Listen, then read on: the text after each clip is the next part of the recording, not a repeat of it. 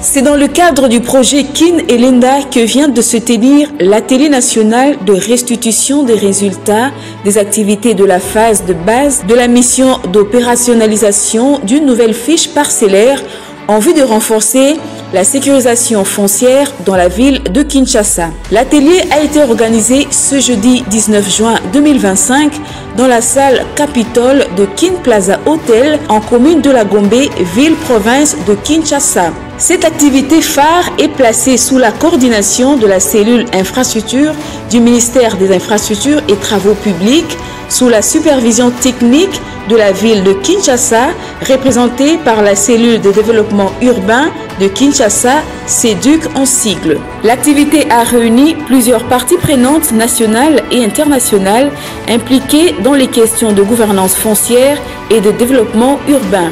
Le mot de bienvenue a été prononcé par le coordonnateur de la cellule infrastructure, M. Billy Kibambe, qui a rappelé le rôle central de cette activité dans le renforcement de la résilience urbaine et la modernisation du secteur foncier. Le mot de circonstance a été présenté par le coordonnateur de la cellule de développement urbain de Kinshasa, représentant son Excellence, Monsieur le gouverneur de la ville de Kinshasa.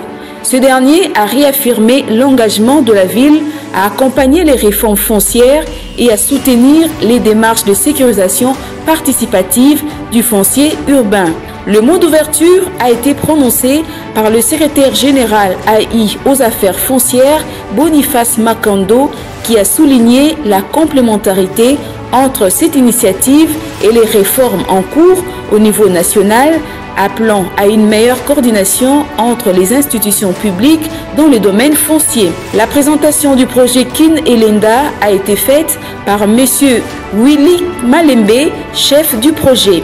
Il a mis en lumière les objectifs, les composantes et les zones d'intervention du projet en insistant sur l'importance du volet foncier dans la structuration du développement urbain à Kinshasa. Madame Claire Galpin, experte principale de la Banque mondiale, est intervenue pour partager des expériences des projets similaires de sécurisation foncière mis en œuvre dans d'autres pays africains. Elle a salué la portée innovante de l'approche congolaise fondée sur la digitalisation et la participation communautaire. La réforme foncière est en route depuis 2012 en RDC et il y a eu un certain nombre d'attentes qui sont exprimées, notamment sur toutes les questions de sécurisation, et afin d'expérimenter les processus et alimenter la réflexion sur la fiche parcellaire va participer à alimenter cette réflexion de la réforme foncière et éventuellement d'amélioration des textes juridiques.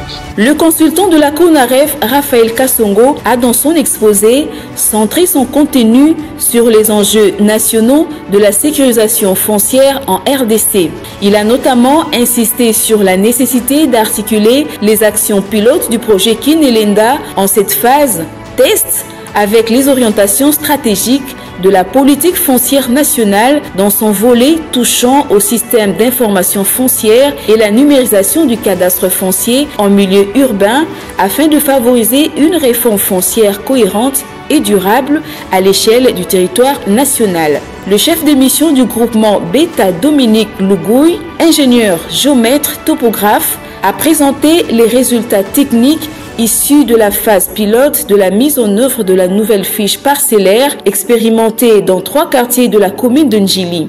Cette présentation a permis de mettre en lumière les avancées réalisées, les défis rencontrés ainsi que les perspectives de généralisation. Il a à ses propos précisé que cette initiative de Kin et Lenda vise à offrir un soubassement technique en rapport avec le processus devant évoluer vers l'accès aux titres immobiliers, à prévenir les conflits fonciers et à outiller les administrations locales pour une gestion urbaine plus efficace et équitable. Ceci s'inscrit dans la vision du chef de l'État en matière de modernisation de la gouvernance urbaine qui se matérialise par les efforts du gouvernement pour promouvoir une réforme foncière durable. Les participants ont eu un moment très riche d'échanges et de partage.